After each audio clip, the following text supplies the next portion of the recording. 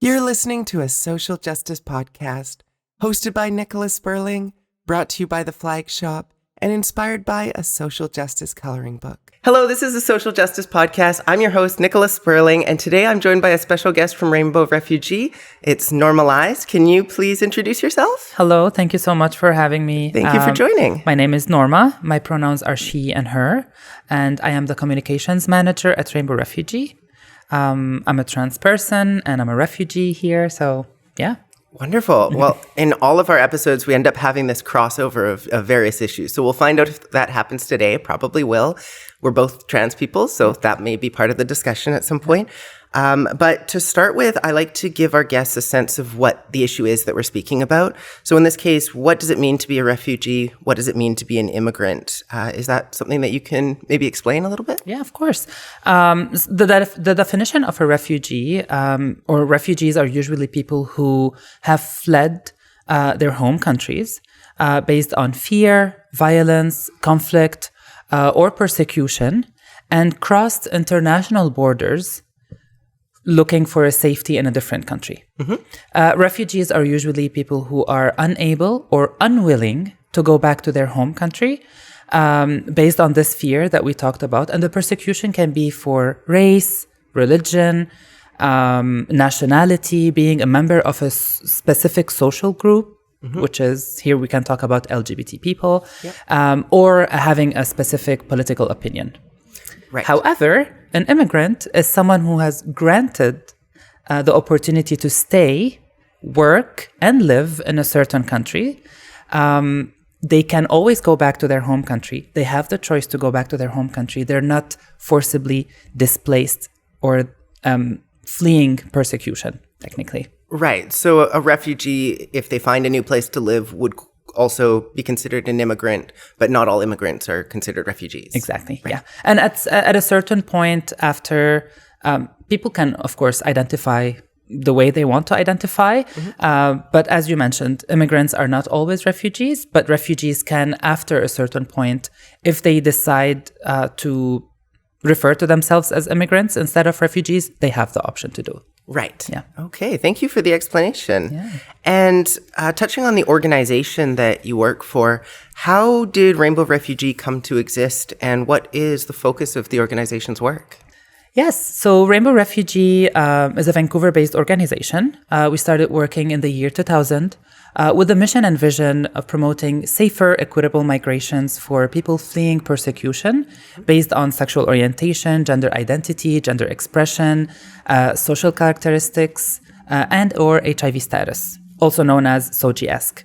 Right. We provide system navigation, we provide information for refugees and refugee claimants seeking refugee status in Canada. We also manage the Rainbow Refugee Assistance Partnership Program, mm-hmm. which is a program that will allow us as an organization to privately sponsor refugees with other organizations working in the country to privately sponsor LGBTQIA refugees from across the world. Right. And are there a lot of LGBTQI refugees around the world that are struggling to find places to live? According to the UNHCR, currently we have more than 30 million refugees around the world. Not all of them are LGBTQI, but we at Rainbow Refugee, we receive hundreds and hundreds of emails from people asking us for support. Mm-hmm. Unfortunately, we are a very small team, and there's a certain amount of people that we can support. But we usually refer them to organizations across the country as well. But yeah, a lot of refugees that we receive emails from are in a very critical situation. Right. It seems like it's critical because even I will get messages from refugees. They'll see that I do work within the queer communities locally and reach out and say, I'm looking for a way to get to Canada. And I go, I don't know what I can personally do, but please contact Rainbow Refugee. Yeah. Sometimes they haven't heard of your organization. Oftentimes they have already, but it's just so difficult, I guess, to find a way to make it into Canada or any country when you're in that position. Yeah, and it's very important as well for us to share with everyone that who we can support and who we cannot support. Mm-hmm. So as I mentioned earlier, the definition of a refugee is a person that should be outside of their home country. Mm-hmm. So if the people who are reaching out to us are still in their home country, there's nothing that we can do to support them. Right. They have to be outside of their home country in a different country, seeking refuge there. So that's when they will be qualified as refugees, and that's when we can support them. Right. So you're looking at people who are in like refugee camps, perhaps? Refugee camps, or people who are left their home country. They don't have to be necessarily in refugee camps. They can be living and working in a certain country for a specific period of time, with no durable solutions for them in that country. And that's when they will be able to have the support that we provide. Okay, fantastic. Yeah. How did you personally become involved with Rainbow Refugee? As I mentioned, I'm a refugee here. So I moved to Canada in 2018. And the first organization that I went to, I only knew one person in Vancouver. And that's it. And that person, when I came here, he used to work with Rainbow Refugee. So he introduced me to the organization. I started volunteering with them, and then I became a member. And then in August 2020, I became a full-time staff. I was working with a specific program, the sponsorship program, the program that sponsors refugees to come here. Yeah. And I recently joined the communications team. Amazing. Yeah. So it's been fairly recent for you that you've been full-time with Rainbow Refugee, or post-COVID, I suppose. Almost 3 years. Yeah. What has it been like transitioning into that organization during COVID? Does that pose some challenges? The team that I joined, we were only 4 or 5 people working, and now we're 13 people. So the organization is growing. The only challenge was it can be a bit emotional to work with, because being a refugee and working with refugees, it can be a bit emotional, a bit tricky. Right. But it is extremely rewarding because we are doing something that we believe in. I am part of the community and I'm working for the community. And I believe, I don't look at my job as a job. I look at it as something that I'm passionate about. Right. I think that's a similar approach to how I look at trans advocacy work, right? As a trans person, it's often difficult dealing with issues that affect me personally, but it's something I really care about. And I'm sure you feel 100%. similarly, right? Yeah. And there's a very fine line between looking at it as a job or looking at what you're doing as activism. And I do my best to remind myself that yes, I'm an activist. Yes, I'm a refugee activist. Yes, I'm a trans refugee activist, wearing all the different hats. But at the same time, when I'm at the office, and this is my job, I can't take what I receive or what I see in the office, I can't take it home with me because it will be extremely hard for me to deal with it or to navigate through my day-to-day life. Right. I was going to ask you how you make that separation too, because for me, working in with the Flag Shop, I do social justice advocacy work. I'm the social justice ambassador for the Flag Shop, but I also do social justice advocacy work in every aspect of my life. So sometimes it becomes really difficult to tell when am I on the clock and when am I not on the clock. Do you also struggle with that? Or is it sort of when I'm in the office, I'm on the clock, and when I'm not in the office, I'm doing my own advocacy? I wish I can, to say that, no, now I'm from 9 to 5, I'm just focusing on this. I wear different hats, and I try I'm still learning, and I try as much as possible to say, okay, now I'm wearing the trans hat, so I'm focusing on trans advocacy. Now I'm wearing the refugee hat, I'll focus on refugee stuff. So it's not the easiest, but I guess I'm managing. Yeah. I'm still here, so I'm managing. Fantastic. Well, hopefully that continues well. Thank you. What are some of the causes that would make someone become a refugee? Like, are we talking about wars, or is it someone's being targeted by a gang, or what are some of the types of scenarios that you encounter?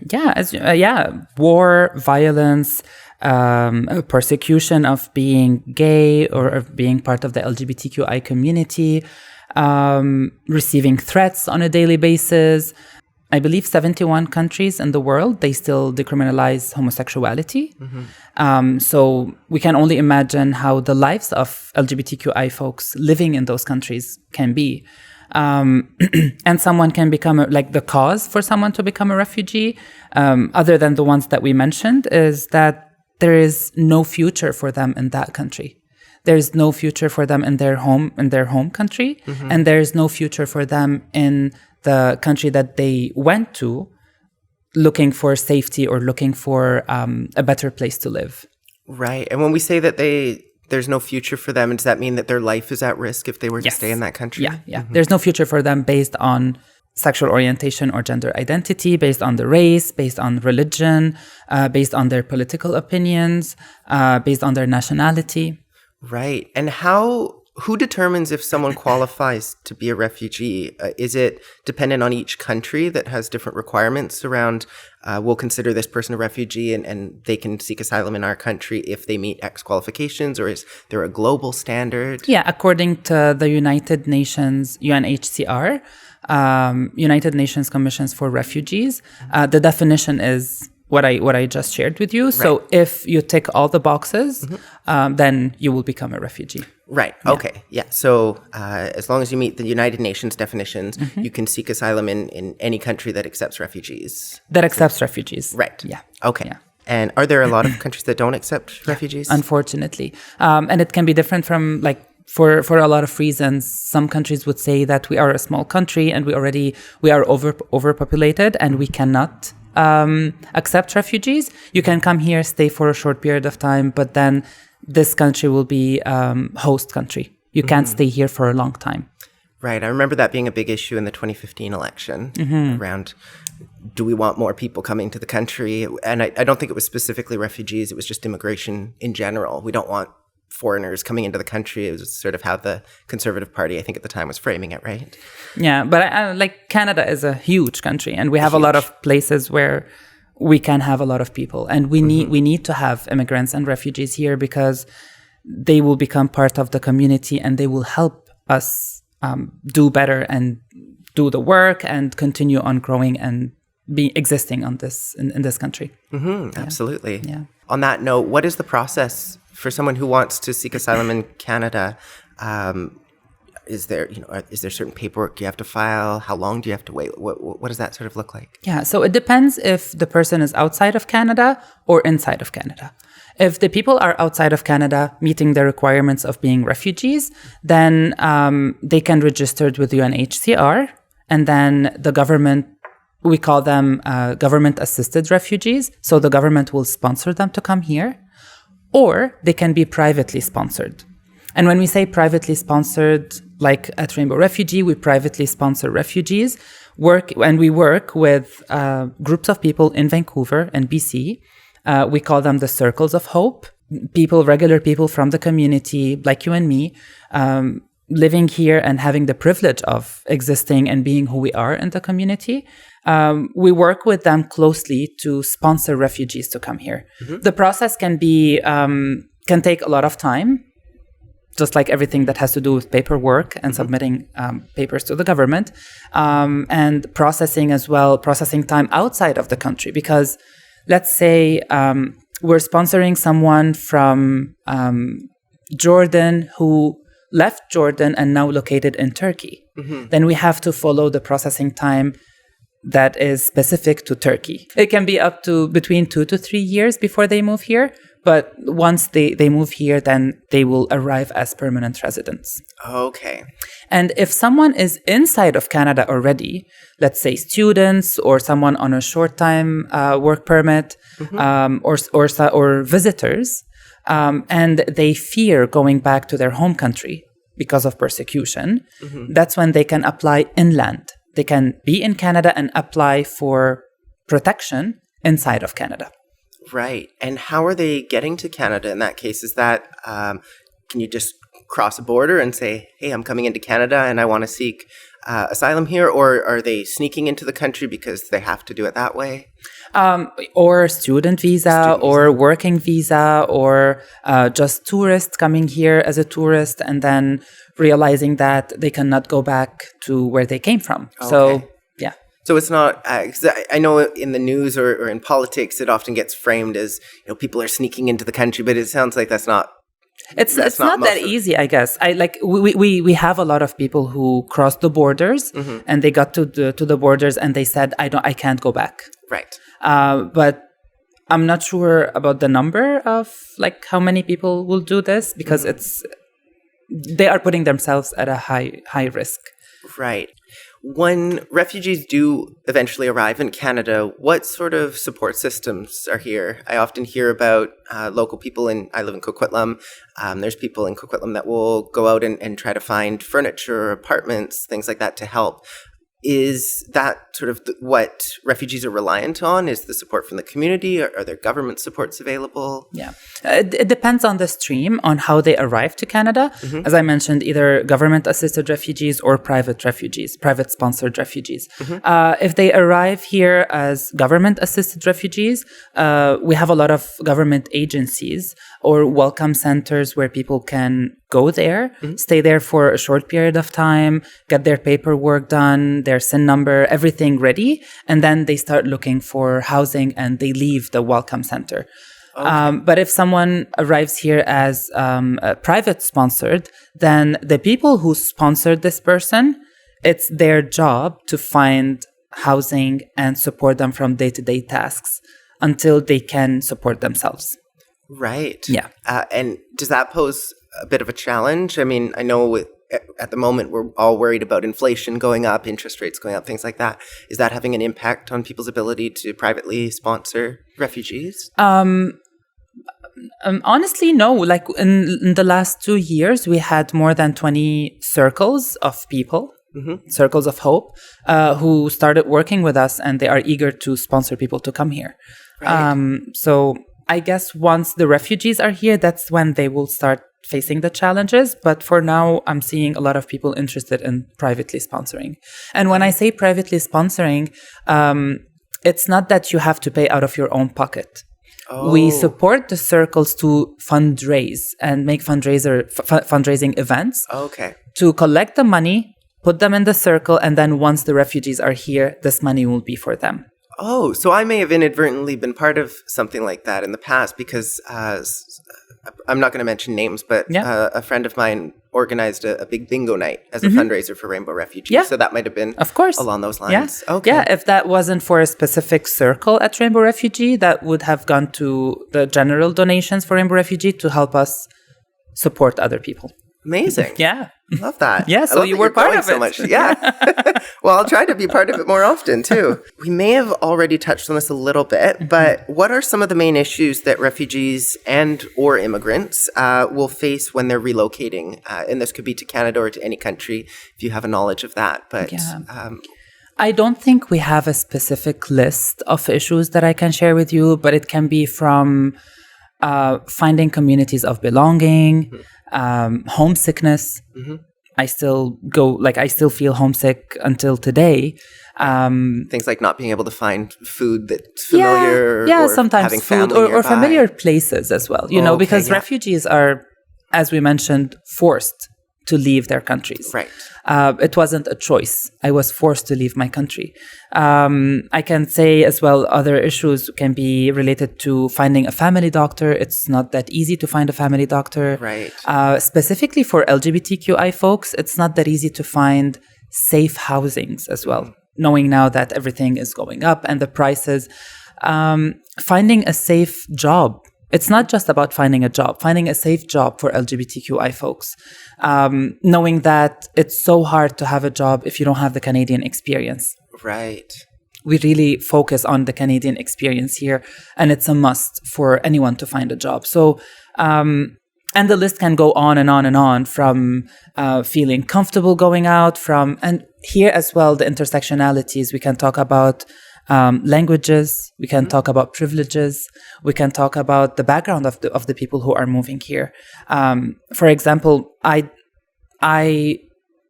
my integration in the community when I moved here was kind of easier than another person because I speak the language and I was able to be integrated in the society faster than other folks. Right. And we always talk about acknowledging the privileges that you have, and even as refugees, we do have privileges, and we're not all equal. Right. I think that's something that a lot of people don't understand because we keep coming back to this conversation around what privilege means on the podcast and just in my advocacy circles, where you can be very not privileged in many, many ways, but there could be a certain aspect of your life where you do have privilege. And I think some people will view it as you either have privilege or you don't have privilege, but there's much more nuance to it. Of course. Like, I have a university degree. That's a privilege. I speak French and English. That's a privilege. I did some activism back home, so it was easy for me to be integrated in the community here. That's a privilege. But that doesn't mean that the privileges that I have, that doesn't mean that I don't qualify to be a refugee. It has nothing to do with it. Right. And when we're talking about that feeling of homesickness, are there opportunities for people to immigrate as refugees with pets or with family members? A lot of refugees are traveling now with pets because we consider pets chosen family. And a lot of refugees that we sponsored in the past and we're currently sponsoring, they moved here with their significant others. They moved here with their partners. And that gave them sense of being like, at least I'm not here by myself. Right. At least I have someone that I love. As well, a lot of refugees that we sponsored, or an immigrant who moved here, let's say 20 years ago, now is sponsoring his sister and his mom because they had to leave their home country and go to a different country based on persecution because his sister is from the LGBT community. Right. So now he's an immigrant and he's sponsoring his family who are considered refugees outside of their home country. Right. Yeah. And is it quite challenging to bring other people over? Like, do they also need to qualify as refugees? Is it, easier for you to bring over a spouse than your parents, for instance? It depends. If they are outside of their home country and they're fleeing persecution, then yes, they will be refugees. But we specifically work with LGBT folks. So if they're not part of the LGBT community, then they have other organizations that can support them and sponsor them. Right. And I know a lot of churches, they do this, a lot of organizations. I can name Mosaic. They sponsor refugees as well who are not part of the LGBT community. I guess when you're coming into a new country, there's going to be a different society, a different way that things operate. What is the process of overcoming those societal stigmas like when you're moving to a new country? I mean, I'm sure it's different in different countries, right? But it depends on how similar that country is to where you're coming from. But is that quite a challenge to overcome? Are there a lot of social stigmas out there in Canada? I believe removing the stigmas can start from us here. Living here, all the stigmas that we have around refugees, all the misinformation that we're spreading about refugees, and all the internal stigmas that we sometimes project on other people, specifically if they are refugees. So when we talk about removing the stigmas or working on the stigmas or how refugees are working on the stigmas, I always take a step back and I invite, again, privileged people here to work on themselves, removing the stigmas that they have so they can support refugees to be integrated in the community. Right. And what would your suggestions be for someone who's thinking, well, maybe I do have some stigma that I need to work on? Is it education? Like it's just reading and podcasts like your podcast. Listen to this podcast. We have a lot of information out there. We're in 2023. A lot of people are using the internet nowadays. It's a privilege to use the internet, but a lot of people are using the internet. And we have a lot of information. If we really need to work on something and if we really need to work on ourselves to remove the stigmas that we have, the information is out there. Definitely from engaging in conversations with other people, being involved in different circles that we are usually involved in. If I feel getting stuck in an echo chamber. Yes. And if I feel that this group of friends that I have, they always have specific comments or specific behaviors around refugees and newcomers, maybe I should look for a new circle with people who are seeing things in a different way, and just to have a better idea of what is a refugee. And don't be afraid to talk to refugees and newcomers as well. Mm-hmm. I know that it's not up to us to educate people, but at the same time, engaging in a conversation with someone can really change how we feel about a certain topic. Mm-hmm. And this is what I always say about trans people. Don't be afraid to approach a trans person, but be sure that a trans person should not be your Google. Google should be your best friend. Right. But then do your research and then come to us with questions after building a trust relationship between us. Don't just see a trans person walking down the street and just ask them questions or start asking them about their identity. So, it's more about the work that we can do and how we can be better human beings. Right. And we've talked about this in the LGBTQIA2S+ podcast. We've talked about this in the disability podcast, but this idea that we need allies to step up. So when you talk about if don't use a trans person as your Google, use Google. Yeah. But also we sort of expect that allies are going to come in and help to educate people as well, so that it's not the burden of trans people in this case. Does that apply to refugees as well? 100%. 100%. And I don't look at allyship as a title that you can add to your resume. Allyship is a daily work. Right. It's something that we have to work on every single day. As you support LGBTQ people outside in the daylight, support refugees in the daylight. Don't keep us behind closed doors. Normalize having a conversation about refugees with your families, with your coworkers, with your significant others. Be involved in activities that we are organizing, that a lot of organizations are organizing, and be the change that you want to see in the world.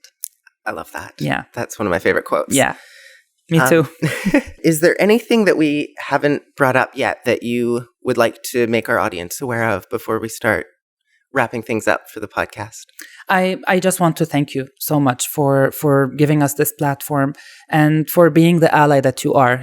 Even if you, like you just mentioned, maybe I was part of it. So even if you don't know that you're being part of it, you are being part of it. And with just opening this platform for us, I really want to thank you. And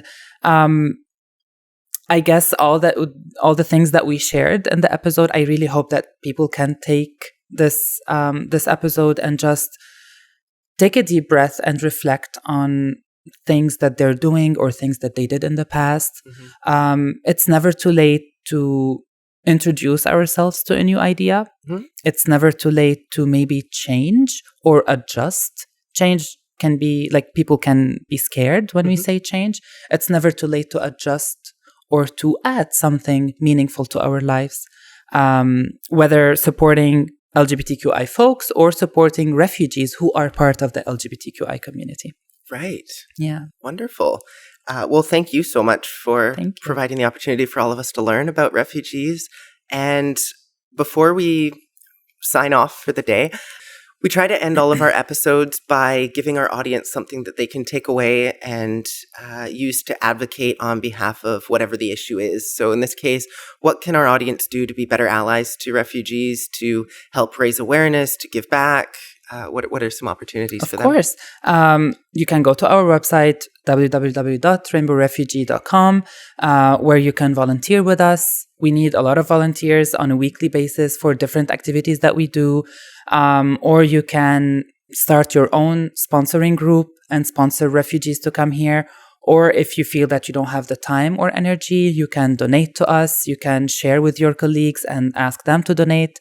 As I mentioned, we are still a small organization, but we have big dreams and we have a lot of things that we want to do. And all the support from the community is much appreciated. Right. It sounds like there's no shortage of people to help. So all of the volunteers, all of the money that you can get is going to be beneficial, it sounds Definitely. like. Yeah. Fantastic. Yeah. Well, thank you again for joining me today. It's been a pleasure to chat with you. And like I said, to learn more about this topic. I hope our audiences gathered something useful from it that they can take out into their lives and make the world a better place.